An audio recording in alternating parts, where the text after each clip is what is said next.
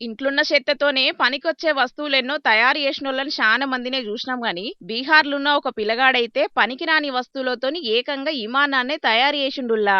ఇగో చూడుండ్రి, విమానం తయారు చేసుడే కాదు, గాల్లకు సుతం ఎగిరిచ్చిండు. అచ్చం నిజంగా విమానానికి ఉన్నట్టే టైర్లు, రెక్కలు, మోటార్లు గిట్లా అన్ని తయారు చేసిండు. చూస్తున్నారు కదా, విమానం సీట్ల కూర్చొని దాన్ని గాల్లకి ఎగిరిచ్చి ట్రయల్ రన్ సక్సెస్ చేసిన గీనే దాన్ని తయారు చేసింది. బీహార్లున్న అవినాష్ కుమార్ అనే గీ పిల్లగానికి చిన్నప్పటికెంచి కొత్త వస్తువులు తయారు చేసుడంటే మస్తు పాయరమట.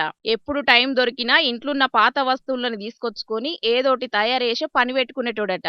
ఇక ఇప్పుడు గా ఇష్టమే విమానాన్ని తయారు చేసే స్థాయికి తీసుకొచ్చింది. పెద్ద పెద్ద శాస్త్రవేత్తలే పర్షాన్ అయ్యేటట్టు కేవలం 7,000 రూపాయలతోనే తయారు చేసిండట గీ విమానాన్ని. దీనికోసం ఎసొంటి ల్యాబ్లు సుతం వాడలేదట. ఇంటికాన్నే కూర్చొని అన్ని సొంతంగానే తయారు చేసుకున్నాడట.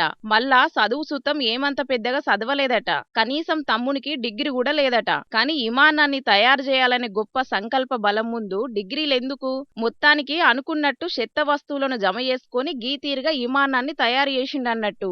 ఇక ఇన్నొద్దులు కట్టబడి తయారు చేసిన విమానాన్ని గ్రౌండ్ లోకి తీసుకొచ్చి గాల్లకి ఎగిరేసిండు గిట్లా.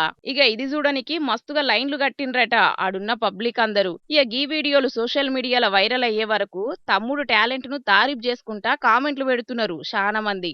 7,000కు సైకిల్ సుతం తయారు చేయలేని గీ జమానలా ఏకంగా విమానాన్నే తయారు చేసిండంటే తమ్ముడు నిజంగా చాలా గ్రేటేనని అనబట్టిండ్రు ఇంకొందరు గిది చూసినోళ్ళు. కానీ పట్టుదలతోని ప్రయత్నిస్తే అనుకున్నదేదన్నా సాధించొచ్చని గీ తమ్ముడు మల్లోపారి రుజువు చేసిండు పోన్రి.